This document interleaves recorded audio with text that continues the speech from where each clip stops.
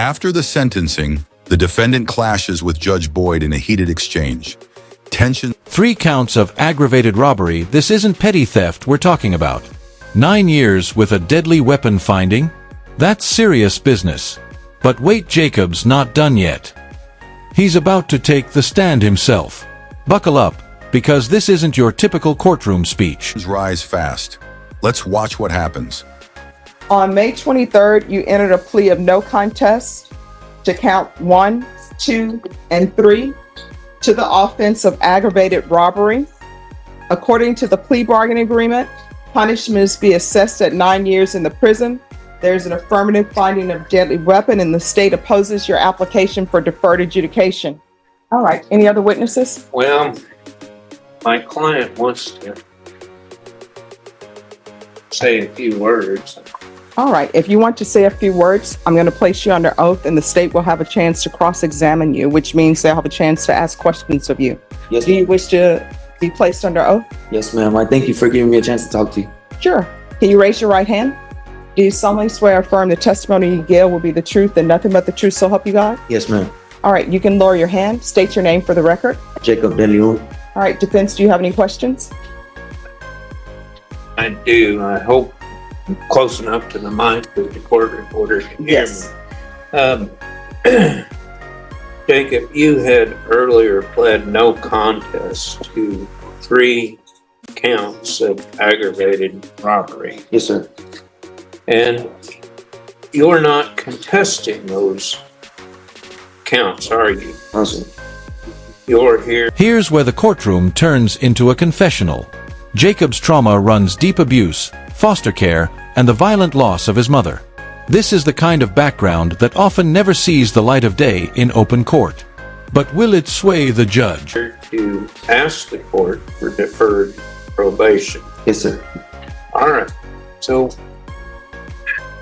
the court has read the PSI and so on, and I would like to have you explain a little bit about your early life. Yes, sir. What was it like? So when I was born, I was staying with my mom and my stepdad, and I was being abused. And I went to school with bruises, and they kept asking what happened. And I told them one day, and they said they weren't going to say nothing, but they said something to my parents. So I got beat again. And then I came back to school and told them what happened, and they took us to CPS. So we got taken away from our family, and I was in CPS for a while, and they were trying to put me on the right meds because What happened next? My grandma got us, and my mom got killed in 2010. They say she died from an accidental overdose, but I believe she got killed.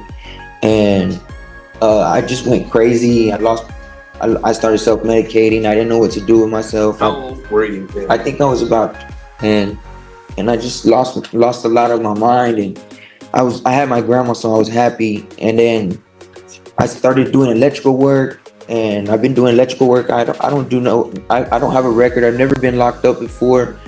I work and I pay my bills, and I try to keep the little family I got left. And I had my dad, but he passed away while I was in here, so it's just me and my sister's world. When I was out there working, my grandma died, and I lost. Wrong place, wrong time is a phrase courts hear often, but Jacob paints a picture of mental collapse. He wasn't just breaking the law, he was breaking down. But here's the catch. Personal tragedy doesn't erase criminal responsibility.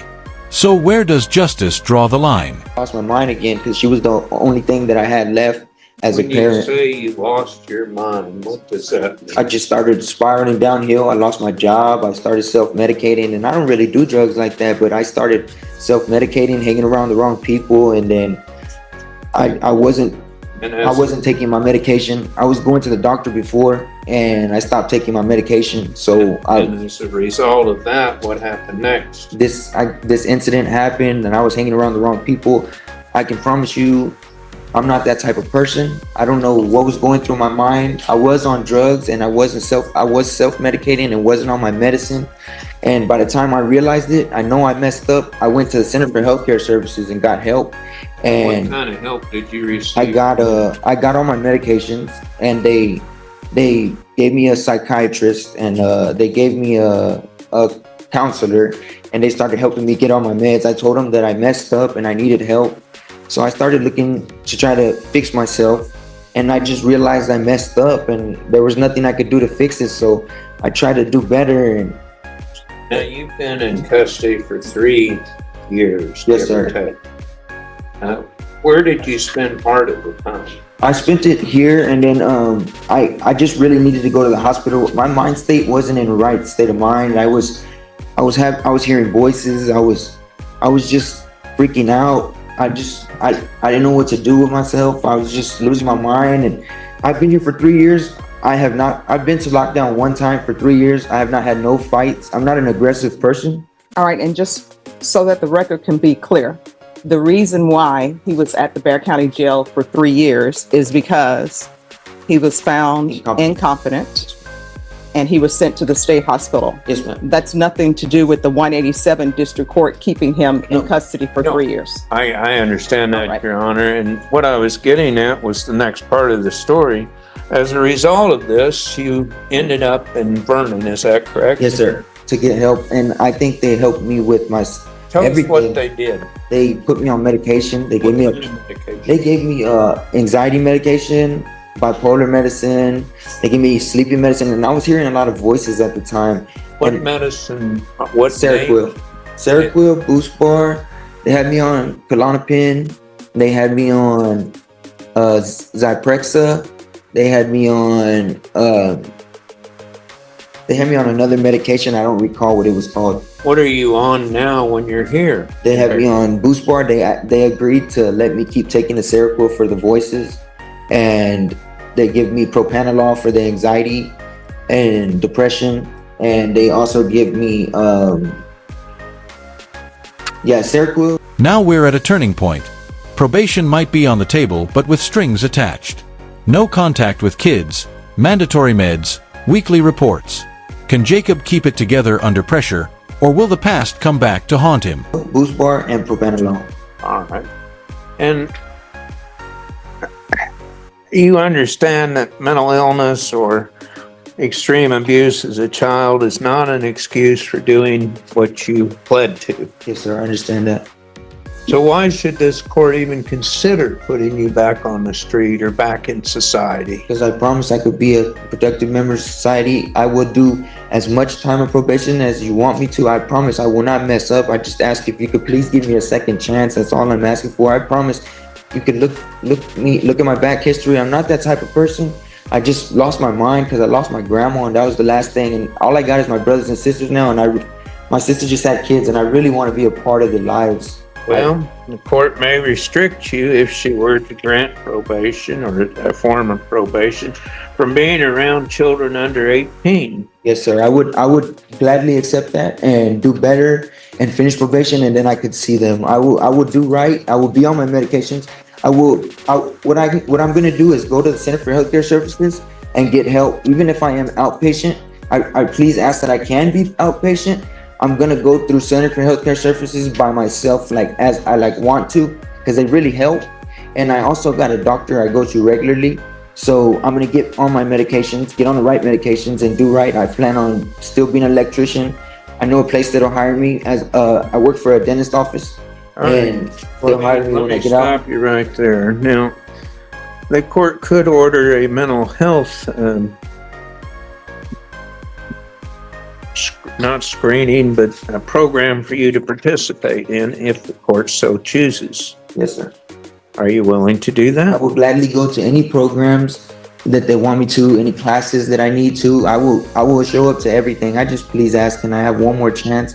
This is my first time getting locked up. I can promise you I will do all I can in my will to do better and finish probation. I will do as much time as you want. And I know you probably hear that a lot and people mess up, but I can promise you I'm going to do better. I'm not going to hang out with nobody, none of the same people. I'm not talking to any of them. I'm going to surround myself with positive people and just stay out the way and do better for myself, and not just for myself, but for my family and the people around me. I think I could be a productive member of society, and I'm ready to go back into the world and be a better person. If the court orders you to maintain on medicine and report say every week or every other week for drug screening, mental health counseling, and or proof of taking your medication? Are you willing to do that? Yes, sir. I really don't need the drugs. I don't have a problem stopping drugs at all because I take medications out there and they work fine for me. They help me. So I really just started doing drugs because I lost my mind when my grandma died. She was like everything to me. That was the only thing I had left. And me and my dad didn't really have a connection. So I didn't really talk to him. And then when I was in here, he died. And now I really don't got anybody. So, but I got my brothers and sisters, that's for sure. And I know my sister's always going to be there for me.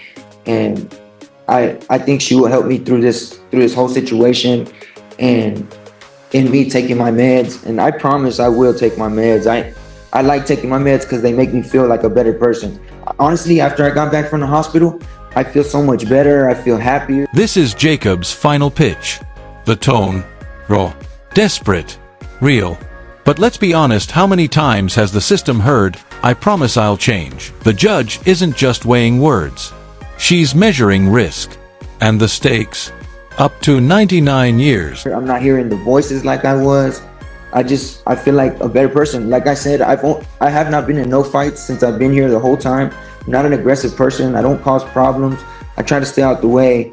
And now that you have your medication, you talked about how it is different. yes, sir. Have you ever been on the medication that is prescribed for you before? Yes, sir. I've been through so much medications and they try to find the right ones for me. I was Did they once find the right ones? Yes, sir. I was once on Adderall for my ADHD, and then another time I was on another pill for anxiety, and then for the voices and the schizophrenia through a doctor. Now you have medication. You're telling us for it that the medication you're currently on works. Yes, sir. I feel like a better person.